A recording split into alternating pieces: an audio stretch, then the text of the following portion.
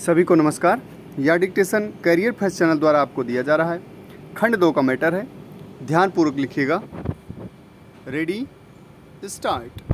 भाइयों और बहनों, मतलब यह है कि अगर संसार को सहनशील बनाना है तो सभी लोगों को दुनिया भर में हिंदी भाषा का प्रचार और प्रसार करना चाहिए।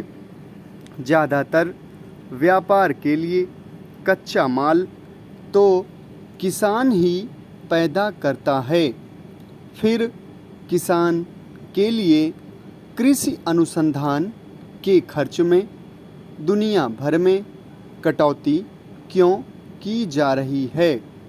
कटौती करनी है तो बहुत से और क्षेत्र भी हैं। अमीर देश सन 1990 में खेती बाड़ी को आगे बढ़ाने के लिए जो सहायता दे रहे थे वह थी 12 अरब डॉलर, और 10 साल बाद 2000 में 2 अरब डॉलर की कटौती कर दी और यह 10 अरब डॉलर रह गई। तो पूरी दुनिया को खेती बाड़ी से जोड़ने की ज़रूरत है, तभी ये दुनिया आपस में लड़ना मरना बंद करेगी। मेरा बस चले तो मैं हिमालय की सबसे ऊंची चोटी सागरमाथा, जिसे दुनिया एवरेस्ट कहती है, पर चढ़ूं और पूरे जोर से आवाज़ लगाऊं कि अये धरती के वासियों, बंदूकें छोड़ो और हल उठाओ, नहीं तो आप ही सोचो कि 20 साल बाद 2020 में जब दुनिया की आबादी 8 अरब हो जाएगी तो सबको खिलाने लायक खाद्यान्न कैसे उपलब्ध होगा। उस समय चीन को भी बाहर से गेहूं मंगाना पड़ेगा। सौभाग्य से भारत के बारे में तो कृषि विशेषज्ञों का यही अनुमान है कि भारत के किसान और कृषि वैज्ञानिक मिलजुल कर बढ़ी हुई आबादी का पेट भर पाएंगे। आज हमारे अन्न भंडार में 3.5 करोड़ टन से ज़्यादा अनाज भरा है। रबी की फसल आने के बाद यह बढ़कर 5 करोड़ टन तक जा सकता है।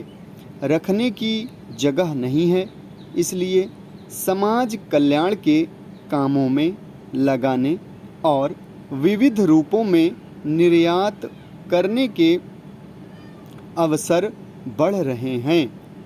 काम के बदले अनाज और बच्चों को पाठशालाओं में नाश्ता कराने व खाना खिलाने के कार्यक्रम पूरे देश में चलाए जा सकेंगे।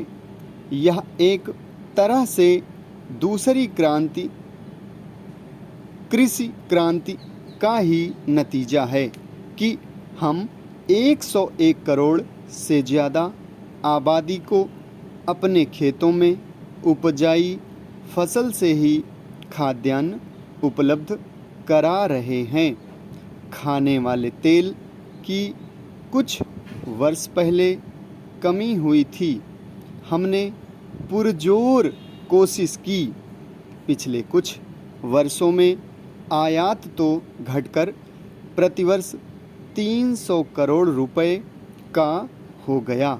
वहीं तिलहनी फसलों और उनसे उत्पन्न पदार्थों का निर्यात 8 गुना बढ़कर 2500 करोड़ रुपए से भी ऊपर हो गया।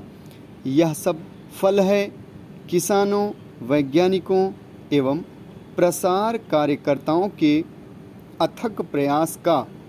इस प्रगति में आज कृषि वैज्ञानिकों का योगदान किसी से छुपा नहीं है। इसे सारी दुनिया मानती है। जहाँ भी भूख है वहाँ लोग भारत की मिसाल देते हैं कि देखो, इस महान देश ने भूख की चुनौती का किस तरह डटकर सामना किया।